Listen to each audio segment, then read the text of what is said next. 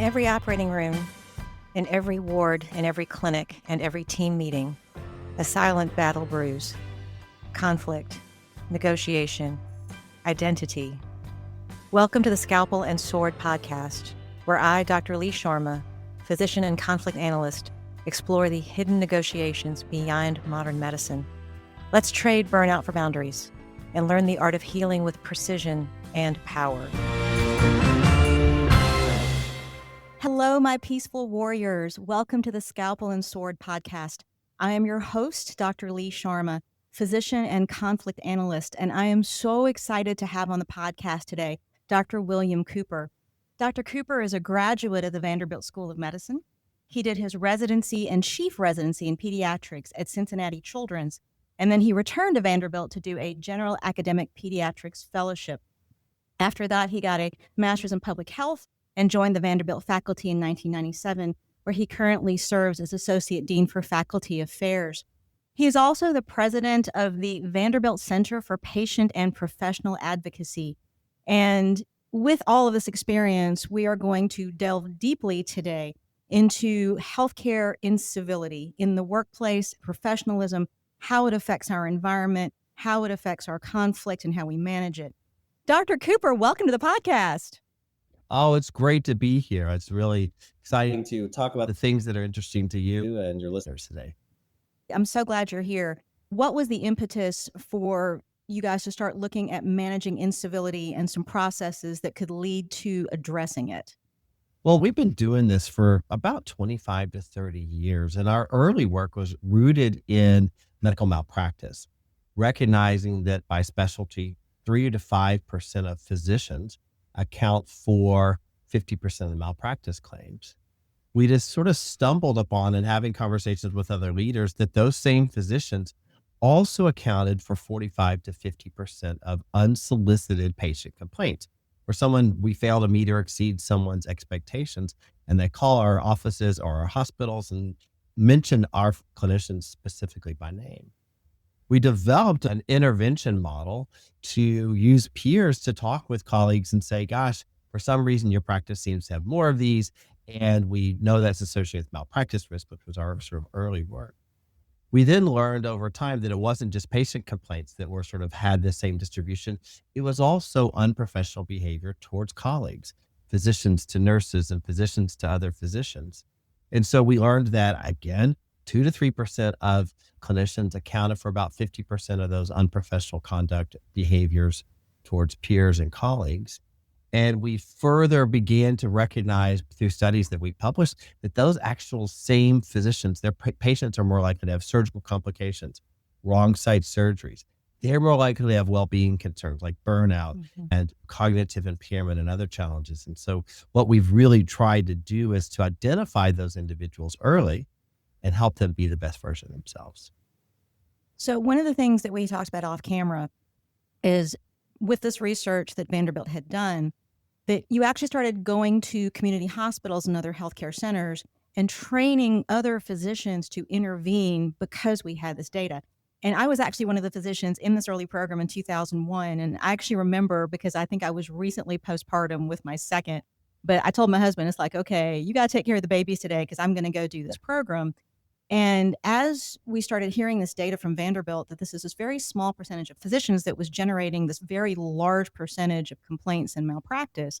And what I loved about this intervention, and this was before I had done any kind of study in conflict resolution, this was before I had done my master's, that we weren't going to these physicians and saying, you're bad, you're terrible, you need to do this, you're generating all of this. Literally, the first intervention I did was with an ER physician. And in accordance with the model, I had a list of all the complaints that he had. And all I did is I paged him and said, hey, can I have 20 minutes of your time after a shift? We went and sat down in the break room and I said, so what I need to show you is a list of all of the complaints that you have had, all of the concerns patients have had, all of the concerns your colleagues have had. I'm going to just go ahead and tell you by comparison, this is about 10 times what most of your colleagues have had. And all I want to do is make you aware of it. And that's all I did. And I said, is there anything else that you'd like to talk to me about right now? but otherwise I'm going to leave you with this. And he said, no, I'm good. And I said, okay. And walking out is like, oh my gosh, it was kind of scary. With a colleague was really terrifying. And like I said, I hadn't had any training in conflict resolution at that point. So I had nothing to fall back on, but got to circle back 6 months later. And this physician's complaint level had dropped on an order of 50%, 50. And I still work with this guy. I still see him fairly regularly. And it's so cool because he definitely had his demeanor changed, the way he talked to people changed. And so one of the things I love about the early work that Vanderbilt did, we weren't pointing fingers. We were raising awareness. And so what a great place to sort of start in terms of bringing this problem to light, but also developing a process to work with it. Where did the research go from there? So the early things we did in malpractice really helped us understand one of the things we know is that, if, for instance, your colleague, when you have a bunch of these patient complaints, you are at greater risk to be sued. I took over running the center about 10 years ago, and we've added to that by linking all of these data to surgical outcomes, like with the National Surgical Quality Improvement Program data, to trauma outcomes with the National Trauma Data Bank, to well-being concerns, to a study we did of cognitive impairment, to understand that it's not just malpractice, it's patient outcomes and it's nurse turnover. And having that peer-to-peer conversation is so powerful, because if I can say, gosh, colleague, for some reason, and I don't know why this is happening, your practice seems to have more of these than your peers, just as you did. I also want to make sure you know that this increases your risk for your patients doing worse. And those things, that what I've done, I've been a messenger even before I took over for probably 15 years. And when I have that conversation, there's often this light bulb that goes off because people have a natural defensiveness, but a light bulb goes off where you're like, okay, when I compare you, because since those early days in 2001, we have trained people in 300 hospitals around the United States, 300 hospitals in Australia, New Zealand, and Singapore, and other places in Ireland and UK and Canada. And it works the same no matter where you are. Whether you're in Opelika or Nashville or the Bronx or in LA, the ability to give our colleagues feedback in a non-judgmental, respectful way that appeals to their self-regulation and their commitment to their patients and to their peers. It's such a powerful way to give this feedback and help them learn more about ways that they can improve their performance across this really critical skill. And I think that's so powerful because I think a lot of physicians don't realize if they have incivility on the daily, or if they're having difficulty interaction with their colleagues or their other coworkers, they don't really realize that it's not just about malpractice. It really is about patient care, but it's also about personal well-being. There's so many things are being impacted by this. And I think as you have the research to back it up, because we are all scientists, we're research driven, show me the data. And when you can present somebody with, I have solid evidence that shows if we can make positive changes in your professional behavior, it's not even just about you. It is really about your patient's outcome. And even if people are working through issues with incivility professionalism, we all want the same thing. We all want our patients to do well. It's why we're here. So as you start to have that data, it makes that interaction and that intervention so much more likely to be successful. You're appealing to other things that they care about. Yeah, no, I'll tell you, and this was really driven home powerfully too. So since we trained you all those years ago, and I'm so delighted to hear the story about your emergency medicine colleague. It warms my heart. But one of the interesting things is that early on in COVID, we also learned the power of engaging in respectful ways. So like many hospitals, our health system here at Vanderbilt, in the early days, we began to put in screening to make sure that people coming in didn't have fever or symptoms of COVID. We put stickers on you for each day. And so there were stations set up in front of all of our entrances. And we had a physician who entered our hospital 3 straight days, went past the tables without checking in, got on the elevator and went up. Well, an unprofessional conduct report was entered because we were wanting to make sure to protect everyone from COVID as far as we understood at that time. And when one of our peer messengers who had the courage, just like you did those years ago, pulled him aside in a quiet way and just said, hey, tell me a little bit what's going on here. Wanted to check in with you and see how things are going. The individual burst into tears and said, I'm a very private person and I've not told anybody, but my spouse is up in the ICU here and is dying of COVID and was still trying to go about his workday and trying to get through And in that moment, the messenger was able to pivot to say, oh my goodness, what do we need to do to surround you with the help you need right now? Wow. And so we modified our training even further based on those learnings, just like that. And during COVID, to really root what we do in empathy. So when I have one of these conversations now, I'm going to say, tell me a little bit about how your call night went. Sounds like it was kind of busy. Now tell me, I know a nurse called you, seems like about 10 o'clock or so. Tell me how that went down. And they'll tell me, I say, gosh, I see how frustrating that must have been because they had called you 3 times with what seems like a normal blood pressure. Now, the report we got said that you told them to quit calling you with stupid questions. Now, I get that you're frustrated. Is there any way that could go differently next time? 97% of the time, that's all it takes. They won't do it again. Yep. And so engaging in an empathetic way that says, I am your peer and I understand what it's like can be so powerful. Absolutely. You also use this wonderful term. This is in your bio, but you just used it. The idea of being a peer messenger, that we are not tattletales. We are not turning on our colleagues, that we are somebody who's carrying a message. We are carrying insight. And the other thing I love about your interaction that you talked about, and it's so beautiful, is this idea of you didn't go in there judgmentally. You weren't like, you really can't do that again. Right. It wasn't that at all. It was, let me see what space you were coming from. You're seeking to understand, but you also, as a messenger, you are actively participating in the process of having this person perform better. You are actively trying to improve their professionalism. And sometimes that's such a powerful thing. And the reason why I think your program does so well and why so many hospitals benefit from these kind of programs is if we don't have a personal ownership or interest in engaging in a problem, and we don't have the skills to do it, we're not likely to engage. And if you look at small hospitals like mine, if you look at most hospitals in general, everybody knows who's causing the incivility and professionalism problems. We all know. If you cornered one of my doctors up on, it's like, who are the 3 most disruptive doctors in the hospital? Boom, boom, boom. You would have no problem getting a list. And I think most facilities are that way.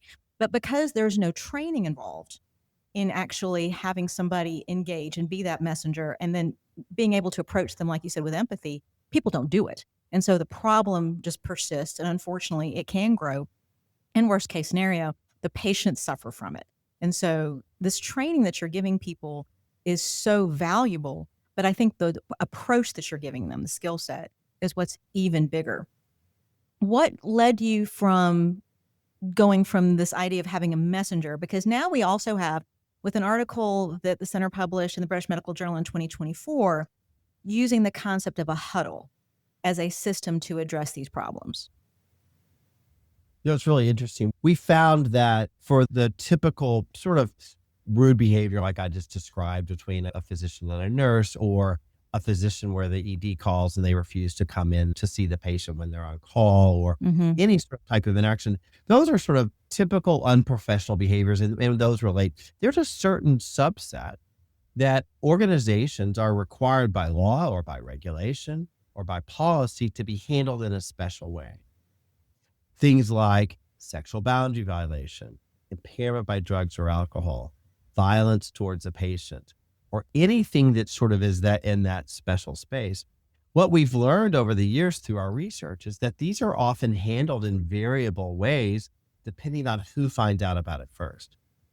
So if somebody observes it, they may not act and follow exactly the pathway. So what we put in place here and now use in our other organizations that partner with us is a process where if one of those reports hits a system here at Vanderbilt, and all of our reporting systems talk to each other, within 4 working hours, we have a huddle put together with human resources, legal, risk management, physician leadership if there's a physician involved. We have nursing leadership if there's a nurse involved. We're a teaching hospital, so graduate medical education if there's a resident involved. Only the people that need to be on the call. And we have a 7-minute huddle.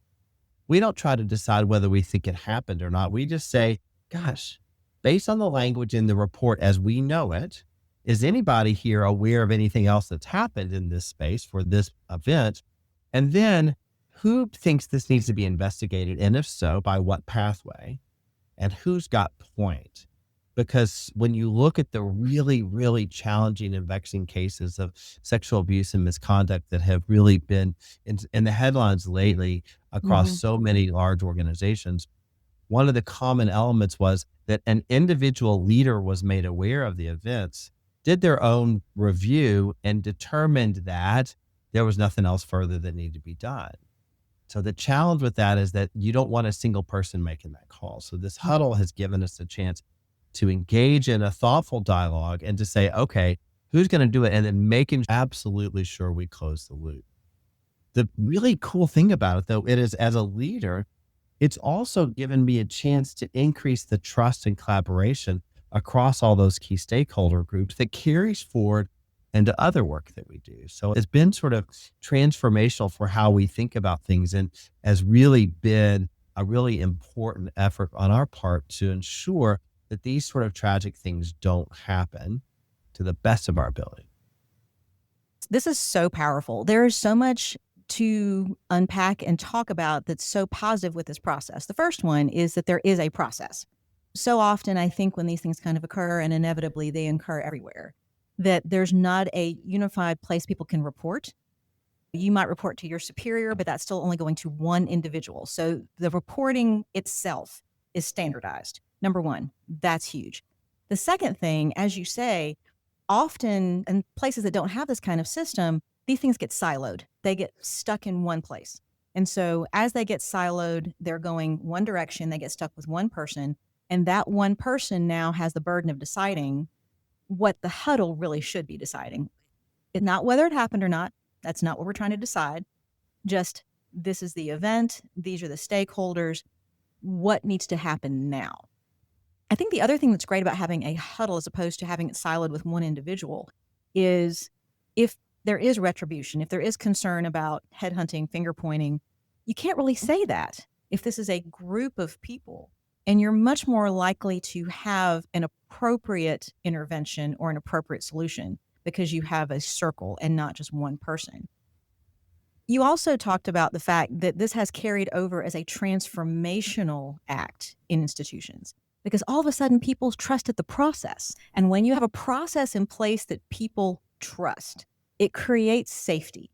And when you create safety, you create an environment that people are more likely to come forward with conflict. Conflict is not bad. Conflict does not mean you're doing anything wrong. And I think that's one of the biggest things I see in my work is that institutions, because they don't have a way to work with it, they want to brush it under the rug. They don't want to deal with it. And they don't see that addressing conflict has power. It actually has the ability to make the system, healthcare, the individual so much better. That's really one of the interesting things we learned after our first few huddles were that we had to actually also, we added a section to our huddle, and that is to assess the well-being of everybody involved. So if you've got somebody who gets really, really angry and throws something across the room, that may happen in some of the space where you sit in the operative space in your careers, like that is, there's something happening there. Is that person okay? And are they safe to practice? Do we want them operating on one of our loved ones in the next 20 minutes? So part of our huddle process is if we're not certain that they're doing okay, we go send someone to check on them. The second key player are the people that are in the environment that may be affected. Consider a setting where in a practice setting or an emergency department setting or something, someone shows up to work, unfortunately impaired by drugs or alcohol. They are removed from the situation to follow the organization's policies, but everyone who's left behind is traumatized by that.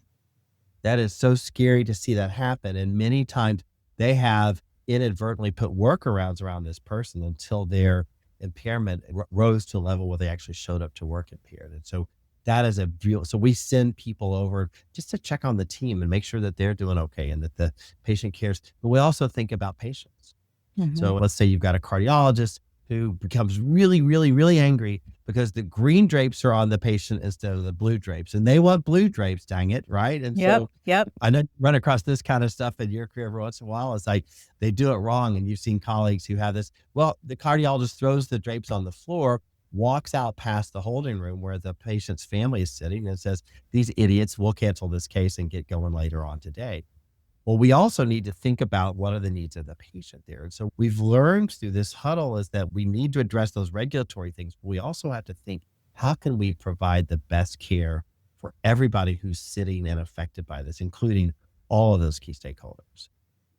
There's so much power in seeing this as a systemic issue. We have to address the system.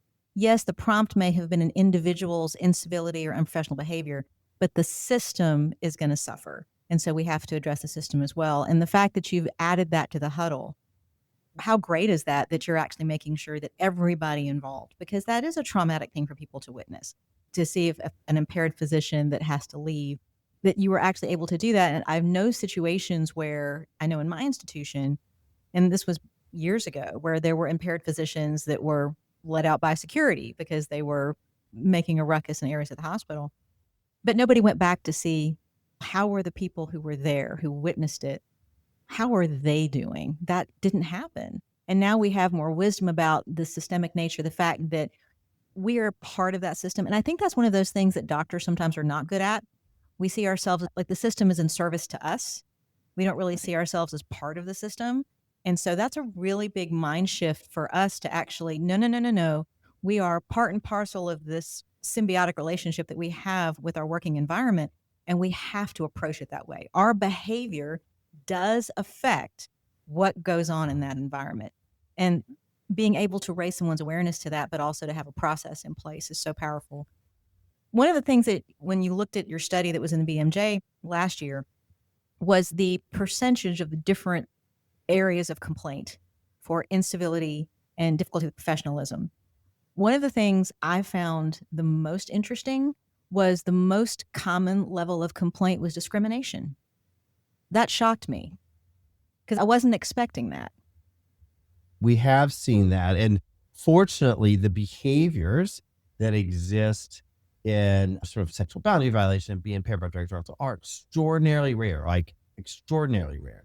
Mm-hmm. But other types of behaviors where there's sort of discriminatory behavior perceived or received by an individual really requires us to make sure that we're following all of the relevant sort of laws and policies regarding that. And this study that was in BMJ was from across places from New York to Nashville, Tennessee, to the Dakotas, to California. And so it's really across a wide range of the country. And one of the things that has been important as we've used the huddles to evaluate those types of things, sometimes it is a perception of the behavior, but we have to pay attention to both the person who's reporting and reported. One of our early huddles in this space was a clinician was walking one of their patients out to the front desk to reschedule a follow-up visit and just sort of said with a sweeping arm gesture, these people will schedule your follow-up appointment. Well, these people, the two persons sitting behind the desk, were women of color. And the person who was doing that was of the majority population. And in that, they felt that this was sort of an unfair characterization and sort of sweeping generalization. So as a part of our review process, talk with them and said, tell us a little bit about what was going on here. And they said, well, this person, the physician who had this, is an amazing person and so kind and so fair and inclusive. But this was something that we wanted them to be aware of how we perceived this. And so we were able to help them and say, is there anything else that we can do to support you? And then when we gave feedback, the person was obviously very bothered by the fact that they had been perceived this way, but it gave them a chance to reflect. So that action did that. So many times those sort of reports of these kind of behaviors allow us to help and support everybody who's involved so that we can ensure that we create a place where everybody wants to come to work and be part of something that is creating the best workplace for our colleagues, but also for our patients, of course, to deliver great patient care. And you yourself, as part of what you do, you are also a faculty messenger. You also have that role at Vanderbilt. And 85 to 90% of the physicians that you've intervened with have had positive change. And I think that's a testament to the fact that the vast majority of people who are in healthcare practice, if they have incivility or difficulties with professionalism, most of them may be unaware that these are things that are happening.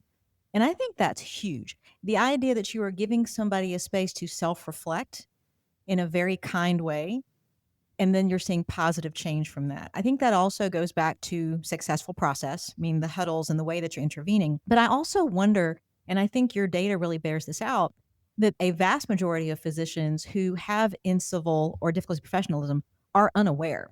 They may be modeling behavior that they saw from other people.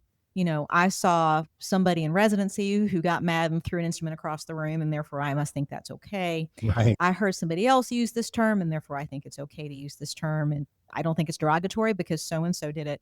I was very blessed. My dad was a general surgeon. And one of the things he said to me, he trained in the 60s, when you were a gentleman in the operating room. And he used to tell me I may be dead, but if I ever hear that you threw something or yelled in an operating room at somebody, I will come find you and I will haunt you. And that was my model of what professionalism looked like. I looked at my parents, who are both physicians and both just phenomenal doctors, but phenomenal humans. And everybody who worked for them said the same thing. They were so good to work with. But I feel like I was very blessed that I had a model of what that behavior looked like. But if you are in a situation where that was not modeled to you and you think it's okay and you act that way, you're going to keep acting that way, making everybody else around you miserable until somebody kindly sits down to you and looks you in the eyes and says, "How are you? What's going on? Let's talk about what happened at 10 o'clock when you said, 'Stop calling me with the stupid phone calls.'" And then all of a sudden the light bulb goes off and that person has an opportunity to actually have that self-reflection and then be better. And then, in addition to being better, their patients get better care, they're less likely to get sued. This ripple effect goes on. And then you add to that the fact that you're in an academic medical center. You're helping the faculty act better. There's no question the medical students and residents that are going to be training with those people are going to benefit from that behavior as well. As you have been able to introduce these, you've also said that, of course, the process exists for residents and medical students. Have you been able to see any of this change the level of occurrence with graduate medical education? Absolutely. One of the really fun things about my job is that across all these sites here in the state, we have all of their patient complaints in these unprofessional conduct reports. So we have 5 or 6 million reports that we can review. I can show you how you compare to other OB-GYN docs or to other general surgeons or to other pulmonary docs across country. So that when we can provide that comparison, we have a similar database for our residents and fellows and trainees. And so if we identify an individual in the first year of their residency, and that's the most common time they're identified, and we intervene with them, there's an 87% chance they're going to graduate from residency and not have another report. Wow. And you talk about the ripple effect. So during that time of that residency, they're taking care of patients. But when they graduate, the typical physician is going to provide care for 20 to 30,000 patients during the course of their career. And so you think about that early course correction, what a powerful impact that has on the rest of their career. Because just like your ED colleague, if you get this feedback and you improve, we have shown over 20 years of data, you stay good. People don't typically come back and have a reversion of these behaviors because it is a self-regulation, just as you described, that sort of seems to stick with you. Do you ever find that there are physicians who don't respond favorably to this kind of intervention?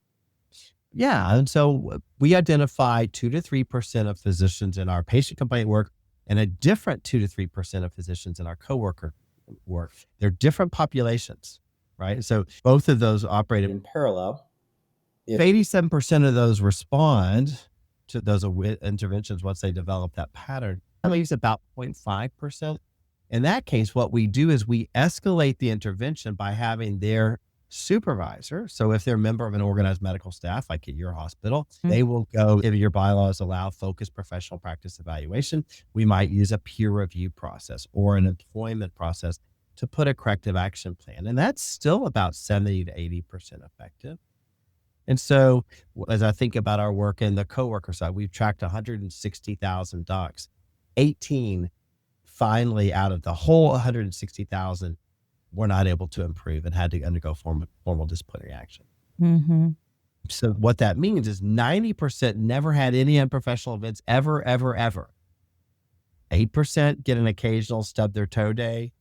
2% get that pattern. And so it's a increasingly smaller numbers, but we ratchet up the intensity of the intervention as the needs arise. And we keep it as informal as possible as we can down sort of at the lower levels of intervention. I think that also keeping it more of the personal, informal interaction, I think, does invites people into that process more easily. I think that sometimes people are more comfortable with informal conflict resolution processes. And I think escalating only when you have to is a really, really sound way to approach it, because I think most people respond very well to informal processes. A lot of times, formal conflict resolution doesn't feel good to people. They don't like how that feels. And so you'd have to be really, really, really unresponsive, I think, to something more informal. If hospitals or a medical institution was trying to start the huddle process, how do you recommend that they kind of go about initiating that? So one of the things is to understand first, recognize that you've got to have the right leadership buy into this. Like the leadership of your organization and the leaders of all those stakeholder groups have to say, yeah, this is something that we're going to do, because that has to Mhm. be, you got to make sure you've got the right policies and procedures. So are you following the bylaws policy or bylaw policy, whatever it is? And then you need data. So you have to understand, where are all these things coming in? Is it a compliance hotline call? Is it a integrity hotline call? Is it a patient complaint? Is it a report to a supervisor? And it doesn't matter where it comes in. You just have to make sure on the back end that you're getting all those data sources aligned. Mhm. And then once you've got buy-in of those groups and you've got data, you've got a policy, then having a systematic way to have a key person identified. I remember I told you that we do these within 4 hours of a report Mhm. hitting. The only way that works is that each of those representatives of those teams makes it a priority. And they know, because we run the huddles, we're not going to let it go longer than 7 minutes. 10 would be Mhm. tops. So they know they're going to get in, get out. It's going to be efficient. We're going to follow through. So those key things are essential to make sure that you follow that. And then tracking and recording to make sure that you've documented, we had a huddle, here's where we went, and then handing it off to the appropriate regulatory or investigatory process. Mhm. There's so much that, in terms of not only making it where people can put in the complaint, and I think that's an anonymous process, right? When people are putting those in. So that Oftentimes, they when they put in that complaint, and then after that, they're not waiting months and months. They don't feel like it's been swept under the rug. They don't feel like they've been forgotten about. Because I do think when you set up these kind of process for people to report, one of the biggest thing that happens, and I think this kind of goes back to the siloed model, it's not a priority for that individual. If it's an OR manager, they've got 80 billion things going on that day. If a surgeon threw something and someone, hey, so and so threw an instrument at me in the operating room, oh, okay, well, I'll look into it. Well, that may not happen for another month. And all of a sudden, the employee feels very frustrated. They might be scared. Like we said, we haven't even addressed the problem, much less the system. So the fact this is happening within 4 hours is huge. That means that person feels like they're heard. That means that voice actually resonated. And then you have a multidisciplinary team that's looking at this. You've made it where this is not a huge imposition on their time on a busy clinical day. I'm talking about 7 minutes of your day. I can do this in 7 minutes. They have that assurance that you are not interrupting on their time. Not that this is not important, but they need that. This is logistics of what we do. And then also at that point, we're not trying to decide what, we're trying to decide where. Does this need to go forward? And all of these things, this process that you have designed, it's fluid, it's efficient, it allows people to be heard, and it doesn't let the problem fester. I think one of the biggest things that happens in conflict situations when hospitals don't have systems in place is these problems basically grow and grow and grow and grow. And all of a sudden, so and so heard that this happened and they're going to put their 2 cents in. And how dare you do this to my friend? And all of a sudden, this it has taken on a life of its own. And it's really hard. It's really hard to manage conflict when it gets to that point, because that's typically when you're calling in somebody to help you with it. And at that point, literally, it has taken on a life of its own. And it's very difficult to get not even just a resolution, just to get a handle on the stakeholders in the problem, because the stakeholders have also grown when that yes. happens. So Yeah. we're actually establishing a very clear delineation for how to manage this. And I think that's one of the many reasons why your huddles are so successful, is because of the way this system looks. It's very, very efficient. And the way that you have it set up and have it implemented, I think it's something that, as you say, when you get people to buy into the process, and I think your data definitely makes it easier for people to buy in. You have the data to prove it and how successful this is. I think this is going to help so much for so many institutions. Where do you see this process evolving as you're getting more data? There's many places that are using the huddles. How do you see this process evolving, especially as you note that since the pandemic, our incivility and professionalism unfortunately has increased? So one of the interesting things is that we started with physicians. We then added nurse practitioners, our trainees. We now do this work with staff nurses.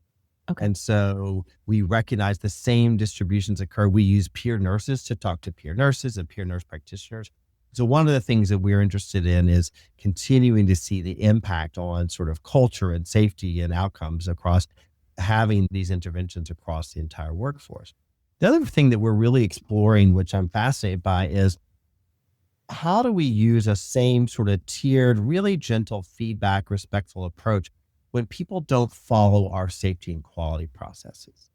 So Mhm. whenever you do a procedure and you have a procedural timeout, my guess is that just in the brief time we've talked, you make sure that the room follows the timeout procedure, quiet, nobody's on their phones, you're following that. Not everybody does that. Or when there are C-section bundles or colorectal surgical bundles or ventilator management bundles, or in my Mhm. space, vaccine guidelines, 90% of people follow that every single time. 7% occasionally may miss a timeout or miss a vaccine or something, but 2% of people account for the misses. And so what we're looking into is, can we use our same peer-driven, data-driven, leadership-supported processes to say, gosh, when we looked at your operative reports for the last week, it looks like that following the bundle for your practice occurred about 60% of the time.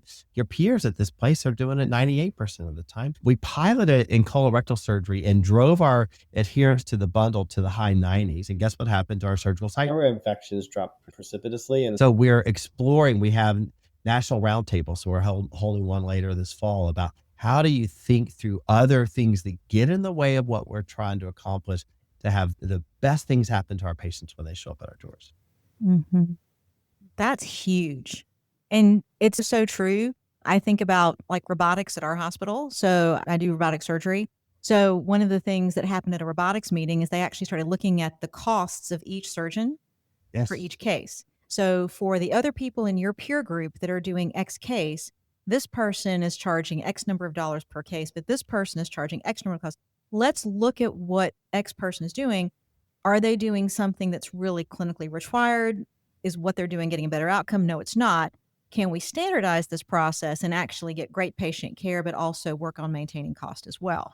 And all you have to do, like you said, you don't have to point a finger. You don't have to be punitive. All you have to say is, this person's here, this person's here. And that's it. Yeah. Because the majority of people, once that's up on a screen, will go, oh, well, I'm not going to be the outlier anymore. And then you come back to the next meeting 3 months later, and all of a sudden, everybody's doing the same thing. And that's getting great care, but it's also doing good things economically. It's also easier for the hospital in terms of logistics. I mean, there's so many positive things that come from that, but I have definitely seen that in real time. And I do think as you talk about processes and how processes are effective for managing conflict, they're also positive for preventing it as well. Right. And the whole goal of programs like yours, and to me, what's made them so successful, is not only have you found a way to successfully manage conflict as it occurs in very real time in a very, very short window, but you've also made it less likely it will occur with this process in place. And conflict is illuminating. It can be inevitable, but it does not mean it always has to be. And I think your research shows that really beautifully. Thank you. Really fun and important to do. We come to work to make medicine kinder, safer, and more reliable. And anytime we can do that, it's been a good day for me. No doubt. Dr. Cooper, if people want to find you or find out more about the center, how would they most easily do that? So we're easily found on LinkedIn. You can find me or our Center for Patient and Professional Advocacy. We also have a website here that can be the Vanderbilt CPPA is our sort of our acronym or abbreviation, and they can find us that way. Always glad to talk to anybody that has interest in learning more about what we do. All right. Thank you so much for your time. I love the work that you're doing.